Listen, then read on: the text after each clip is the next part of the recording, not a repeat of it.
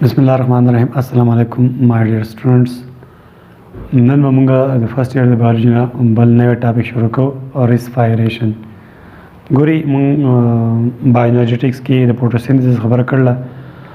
فوټوسینتھسس زموږ سره یو داسې پروسس یو داسې ریاکشن و چې په هغه کې به د نور رڼا رال او دلته کې به کیمیکل انرژي ته واوښته او په دې خوراک فوټوسینتھسس په دوران کې چې خوراک جوړ شي په دغه خوراک کې د نور هغه انرژي لایټ انرژي د کیمیکل انرژي په شکل کې سټور پرته ده. ټیک ده، نو دا انرژي د خوراک سره ده پټه سیف پکې پرته ده.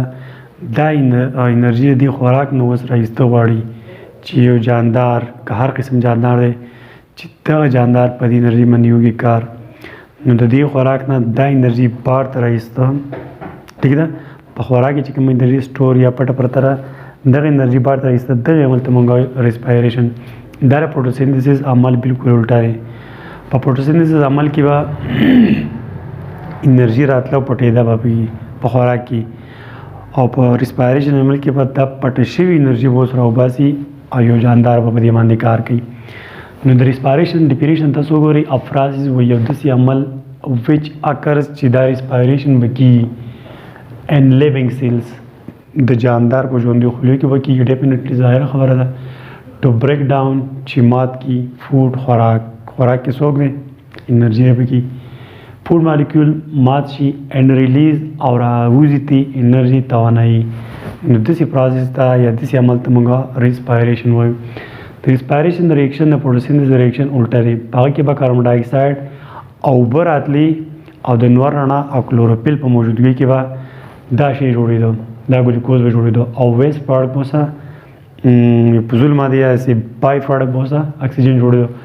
خو په دې ریسپایریشن ریاکشن کې به ګلوکوز به اوس د اکسیجن سره ملاویږي with the help of enzymes.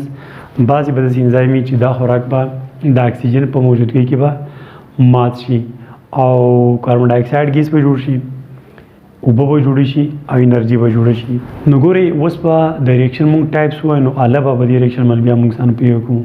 نو د ریاکشن زموږ څخه ریسپایریشن زموږ څخه دوه قسمه باندې دی، یو د ایروبیک ریسپایریشن او یو د ان ایروبیک ریسپایریشن. ایروبیک ریسپایریشن به داسې چې دې له به د اکسیجن موجود وي، لازمي وي، فرض به وي. که ستاسو اکسیجن و نو ستاسو به دا ګلوکوز به د دې اکسیجن په مدد سره مات شي او دا شی نه به ستاسو جوړ شي څوک کاربن ډای اکساید اوبه او انرژي. نو په ایروبیک ریسپایریشن کې به ستاسو یو دا خوراک مالیکول دی، فرض کړئ دا فوډ مالیکول دی، دا به کمپلیټ مات شي په ایروبیک ریسپایریشن سره او with the help of oxygen. د اکسیجن په موجودګۍ کې به ماتېږي and as well as with the help of enzyme. او تعالی به څه شی جوړ کړي دی خو ګورئ د فوډ دی. suppose this is a food in the presence of oxygen with the help of enzyme. دا به کنورټ شي څه شي ده کاربن ډای اکساید ګیس ته پلس H2O اوبو مالیکول به اوس جوړ شي او ستاسو څه شی په کار دی this is energy. دا به د انرژي جوړ شي. this is called aerobic respiration. نو په aerobic respiration کې په دې ریاکشن کې پروډکټ زموږ څه وګړي خوراک دی. دا aerobic respiration کې دا خوراک دی او بل اکسیجن دا زموږ څه پروډکټ سوري دا ریاکټنټ دا ریاکټنټ مطلب چې کوم کسان ریاکشن کوي او پروډکټ تاسو سوري درې قسم شي نه تاسو جوړ شو. یو کاربن ډای اکساید ګیس جوړ شو، یو اوبه جوړ شو، د فضول ماده دي دا وستاره جسم نه بار ته وځي او ستا چې کومه په کارو خلیو ته چې څه شی په کار دی انرژي هغه جوړه شو، هغه د نور رڼا په خوراک کې سټور شوې ده او دلته کې تر راووته. اوس په دې انرژي باندې زه چې کومه خبرې کوم دا هغه د نور انرژي ماته میلاو ده چې زه پرې خبر کوم یا پرې زه ګورم یا پرې زه لیکل کوم. دا هغه سن لایټ دی چې په دې فوډ کې سټور شوی دی او دا د اوس زما څومره سیلز دي په هغه سیلو کې د ریسپایریشن عمل روان دی. ریسپایریشن عمل ګوره 24 غنټې روان وي. فوټوسینتھسس جسٹ ان د پریزنس اف سنلایټ کېږي خو ریسپایریشن به 24 غنټې هر سیکنډ کېږي.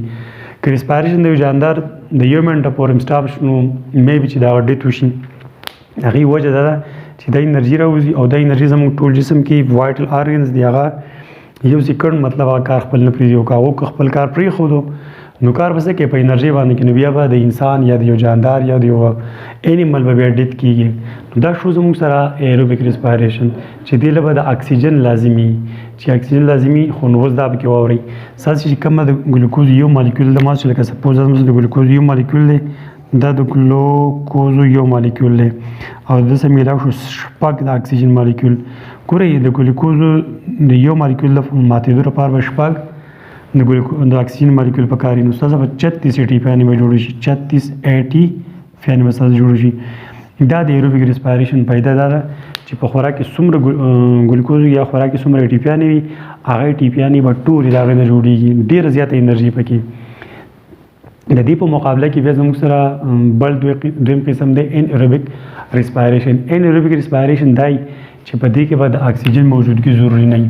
انایروبیک ریسپایریشن داسې قسم ریسپایریشن دی چې په دې کې به اکسیجن نه وي او د خوراک توړ پوړ به وشي او انکمپلیټ توړ پوړ د خوراک وشي. خوراک کې چې کومه فوري انرژي وه هغه انرژي ترې لا نه ده راوتې. لکه ګورئ د ګلوکوزو که یو مالیکول مات شي ویت آوټ د هیلپ آف اکسیجن، د اکسیجن مدن د بغیر که ته د ګلوکوز یو مالیکول مات دی نو د هغه نه به جسټ 2 ATPیانې تا ته میلاو شي. 4 ATPیانې به ټوټل جوړي یا پکې خیر په ریسپایریشن کې به ډیټیل بیا خو وایو، خو تا ته پکې پاتې څو شي 2 ATPیانې او په ایروبیک ریسپایریشن کې به تا ته بقایا دې کې ټوټل 38 ATPیانې جوړي او تا ته 36 ګټه پاتې شوه او په انایروبیک ریسپایریشن کې به 2 ATPیانې تا ته پاتې کېږي. کلیر؟ نو د ګلوکوز به مات شي. بیا زموږ سره ایروبیک ریسپایریشن په دوه قسمه دی، یو دی لیکټیک ایسډ فرمنټیشن چې دا په ځناورو کې کېږي او بل دی الکوهول فرمنټیشن چې دا په بوټو کې کېږي. نو انشاءالله په دې به بیا خپل ټایم کې په ډیټیل باندې خبره لږه کوم. دا خو شو زموږ سره د ریسپایریشن جسټ انټروډکشن چې ریسپایریشن څه شی دی. بیا ریسپایریشن موږ په ډیټیل باندې وایو ایروبیک ریسپایریشن. کلیر ده؟ ایروبیک ریسپایریشن بیا زموږ سره په 3 سټپ کې کېږي انشاءالله هغه بیا به خیر په ډیټیل وایو. نو زه امید کوم چې تاسو په دې شارټ کټ او ورکوټ شان ټاپک پوه شوي. انشاءالله بیا ملاقات کېږي. تھینک یو. الله حافظ.